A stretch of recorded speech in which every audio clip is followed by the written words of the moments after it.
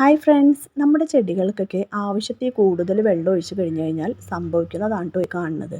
ഇതിപ്പോൾ ഒരു ബിഗോണിയാണ്. ബിഗോണിയുടെ റെഡ് കളറിൽ നിറയെ നല്ല ഭംഗിയായിട്ട് ബുഷിയായിട്ട് നിന്നേച്ചൊരു പ്ലാന്റ് ആയിരുന്നു.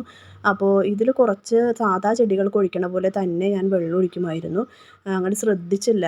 വേനൽക്കാലം അല്ലേ എന്ന് വിചാരിച്ച് ഞാൻ നല്ലതുപോലെ വെള്ളം ഒഴിച്ച് കൊടുക്കുമായിരുന്നു. വാടിപ്പോകണ്ടല്ലോ, ഹാങ് ചെയ്തിട്ടേക്കണായിരുന്നു. നല്ലതുപോലെ വെയിൽ കൊള്ളുന്ന സ്ഥലത്തായിരുന്നു കിടന്നേച്ചത്.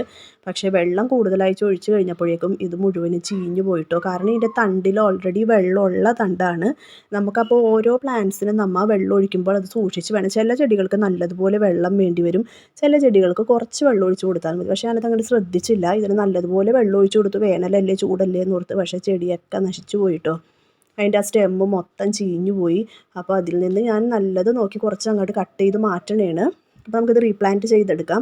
നല്ല ഭംഗിയുള്ള ഫ്ലവേഴ്സാണ് കേട്ടോ, റെഡ് കളറിലെ. അപ്പോൾ ഇനിയിപ്പോൾ മഴക്കാലമാണ് വന്നത്. മഴക്കാലത്ത് നമുക്ക് വെള്ളം ഒഴിക്കുകയേ ചെയ്യേണ്ട. ആകെ ആഴ്ചയിലെങ്കിൽ ഈ ചെടികൾക്കൊക്കെ ആഴ്ചയിൽ ഒരു നേരമോ രണ്ട് ദിവസമോ മാത്രം വെള്ളം ഒഴിച്ച് കൊടുത്താൽ മതി. അല്ലെങ്കിൽ അത് ചീഞ്ഞു പോകും. ഇപ്പോൾ ഞാൻ ആ പ്ലാന്റ് മാറ്റിയിട്ട് ആ ചട്ടിയിലേക്ക് തന്നെ അതിൻ്റെ സൈഡൊക്കെ ചട്ടിയുടെ വിട്ട് പോയിട്ടോ. കാരണം വെയിലത്ത് കിടന്നിട്ട് ആ ചട്ടി മുഴുവൻ അങ്ങോട്ട് ദ്രവിച്ചു പോയി. പ്ലാസ്റ്റിക്കിൻ്റെ ആയത് കാരണം അതിലേക്ക് ഞാൻ കുറച്ച് ചാരവും ചാണകപ്പൊടിയും കൽപ്പൊടിയും കൂടിയൊക്കെ മിക്സ് ചെയ്തെടുത്തു. അപ്പോൾ ഈ കാണുന്ന ടർട്ടിൽ വൈൻ അതിലേക്ക് നടാമെന്ന് വിചാരിച്ചിരിക്കണേണ്. ടർട്ടിൽ വൈൻ ഞാനൊരു ക്യാരി ബാഗിലാക്കി വെച്ചേക്കണായിരുന്നു കേട്ടോ.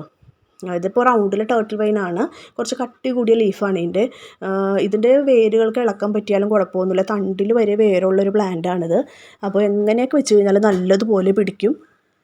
അപ്പോൾ ഞാൻ അതിൽ നിന്ന് ഇങ്ങനെ കൽപ്പൊടി തന്നെ ആയിട്ട് ഇതും വെച്ചേക്കണേ. പിന്നെ നമുക്കിത് അങ്ങോട്ട് സെറ്റ് ചെയ്ത് വെച്ച് കൊടുക്കണം.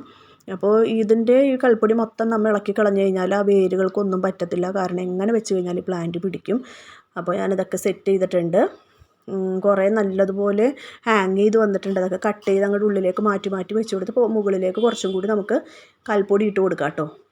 അപ്പോൾ ഞാനിപ്പോൾ എല്ലാ പ്ലാന്റ്സിനും കൽപ്പൊടിയാണ് ഉപയോഗിക്കുന്നത്. ഇവിടെ കൽപ്പൊടിയേ കിട്ടാനുള്ളൂ. പക്ഷേ കൽപ്പൊടി ഇട്ടാനുള്ള കുഴപ്പമെന്ന് പറഞ്ഞു കഴിഞ്ഞാൽ വെള്ളം നിൽക്കും, അല്ലെങ്കിൽ നല്ലതുപോലെ ഡ്രൈ ആയി പോകും. മഴക്കാലത്താണെങ്കിൽ ചള്ള പോലെ ആയിപ്പോകും. അത് കാരണം ഓരോ ക്ലൈമറ്റിനനുസരിച്ച് വെള്ളത്തിന് ഒഴിക്കണേന് ഒരു ഇത് വേണം കേട്ടോ.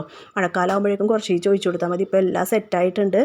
എല്ലാവർക്കും വീഡിയോ ഇഷ്ടമെങ്കിൽ ലൈക്ക് സബ്സ്ക്രൈബ് ഒന്ന് ചെയ്യണേ.